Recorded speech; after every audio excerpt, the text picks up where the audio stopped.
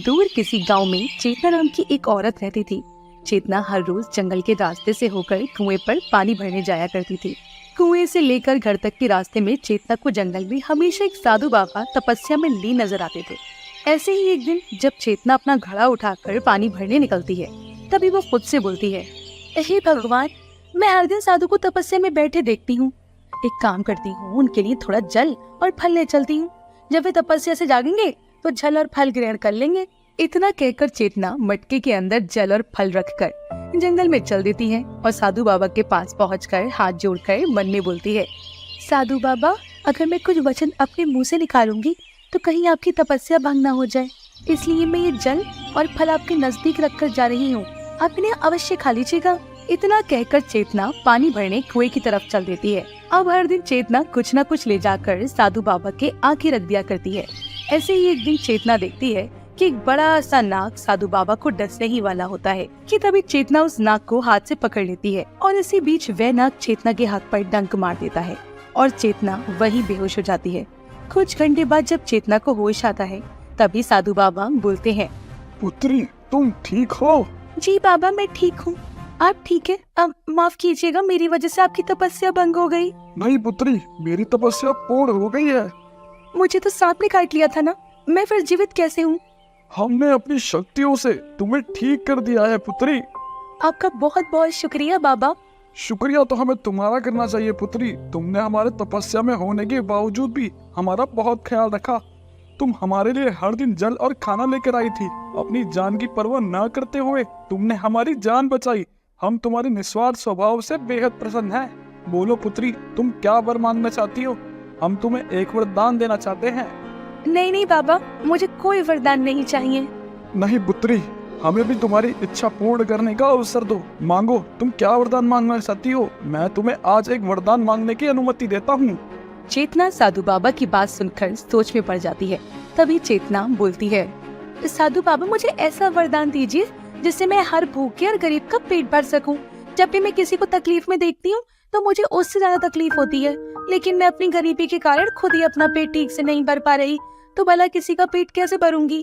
अब फिर भी मुझसे जितना होता है मैं उतना करती हूँ। अत्यंत उच्च विचार भाव।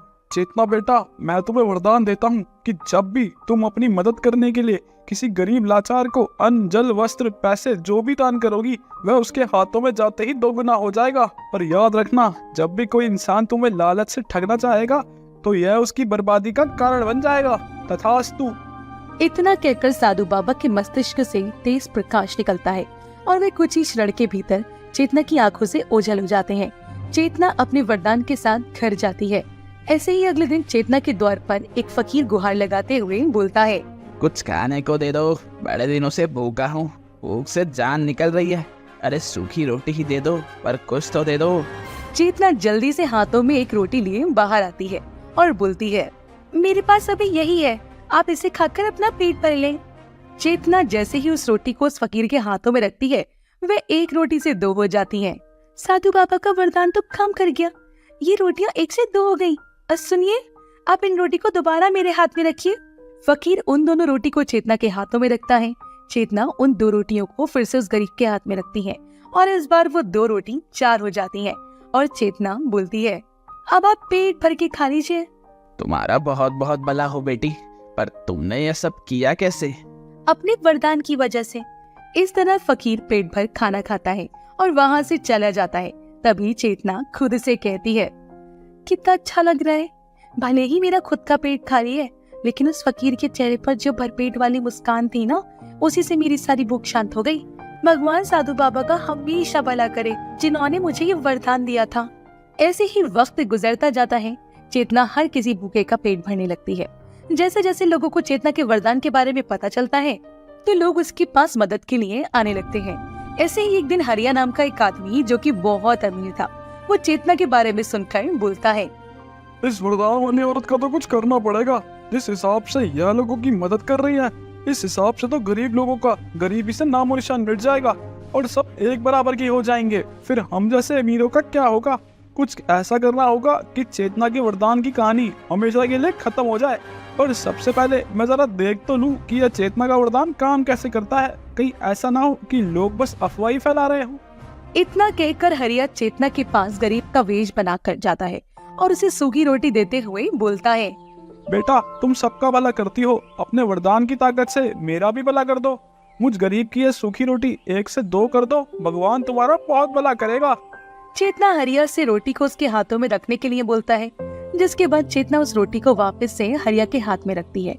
वह रोटी 1 से 2 हो जाती है, पर उस रोटी में तुरंत ही कीड़े चलना शुरू हो जाते हैं और हरिया अपने हाथ झटक कर उस रोटी को जमीन पर फेंक देता है और बोलता है, यह क्या है, तुम मुझे मारना चाहती हो क्या? अरे देखो देखो, इसका वरदान कितना गलत साबित हो रहा है। ये देखो, इसने जो रोटी मुझे दान दी थी उसमें कितने कीड़े चल रहे हैं। आसपास के लोग ये सब देखकर हैरान हो जाते हैं। तभी चेतना बोलती है, ऐसा नहीं हो सकता, साधु बाबा का वरदान गलत साबित नहीं हो सकता। सच सच बताओ कि तुम कौन हो? अरे मैं एक गरीब भिखारी हूँ, और कौन हूँ? लेकिन तुम एक झूठी मक्कार हो जो आज तक लोगों को बस अपने मायावी जाल में ठग रही थी, और आज तुम्हारे छल की सारी सच्चाई बाहर आ गई। यकीन ना आए तो देख लो, सब लोग जमीन पर अभी भी रोटी से कैसे कीड़े निकल रहे हैं। इस दृश्य के बाद से सभी लोग चेतना को शक की निगाहों से देखने लगते हैं और चेतना बोलती है, मेरा यकीन कीजिए, मेरा वरदान झूठा नहीं है। अब दूध का दूध और पानी का पानी हो चुका है। अब कोई भी तुम्हारे दर पर मदद मांगने के लिए नहीं आएगा। इतना कहकर हरिया चला जाता है और सारी वेशभूषा बदलकर अपने असली रंग में आ जाता है। अगले दिन हरिया जब काम से बाहर आता है तभी उसके पीछे उसके घर में चोर चोरी कर जाते हैं और घर से धन जवाहरात सब कुछ ले जाते हैं। साथ ही उसी रात गांव में तेज तूफान आता है और किसी की भी फसल का कोई नुकसान नहीं होता, पर हरिया के खेत बुरी तरीके से तबाह हो जाते हैं। हर तरफ हरिया की बर्बादी की चर्चा हो जाती है और हरिया माथा पीटते हुए बोलता है, यह सब कुछ चेतना की वजह से हुआ है। उसी की बदुआ लगी होगी मुझे। मैंने उसे सब लोगों के सामने जलील किया था, इसलिए उसी ने कोई काला जादू किया होगा। मैं उससे इस बात का बदला जरूर लूंगा। इतना कहकर हरिया हाथों में तेज धार का छुरा लिए हुए चेतना के घर की तरफ दौड़ता है और चिल्ला चिल्ला कर बोलता है, कहाँ है तू? बाहर निकल, काला जादू करने वाली औरत। तेरी वजह से देख मेरी कितनी बर्बादी हो गई है। चेतना बाहर आती है और बोलती है, आप कौन है और मैं आपकी बर्बादी की वजह कैसे हो सकती हूँ? मैं वही हूँ जो एक दिन पहले तेरे दर पर भिखारी बनकर आया था और तेरे वरदान को परख रहा था। लेकिन मुझे पता है कि तूने काला जादू किया है और उसी से मेरी फसल बर्बाद हो गई। रातों रात मेरा घर उजड़ गया। यह सब तेरी वजह से हुआ है। रुक जाओ, तुम्हारी बर्बादी का कारण मैं नहीं बल्कि तुम खुद हो।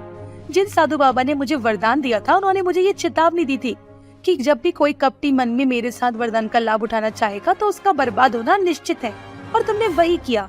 इसलिए तुम्हारे साथ ये सब कुछ हुआ। आज तक मेरे हाथों से दी हुई दान की रोटी में कभी कोई कीड़ा नहीं आया सिवाय तुम्हारे, क्योंकि तुम्हारे दिल में पाप था और तुम्हें तुम्हारे पाप की सजा मिली है, मेरे वरदान की नहीं। इस तरह हरिया का सारा सच सबके सामने आ जाता है और चेतना फिर से सबकी नजरों में सितारे की तरह चमक जाती है और एक बार फिर से चेतना अपने वरदान के साथ गरीबों और असहाय लोगों का पेट भरने के लिए कार्य करना शुरू कर देती है।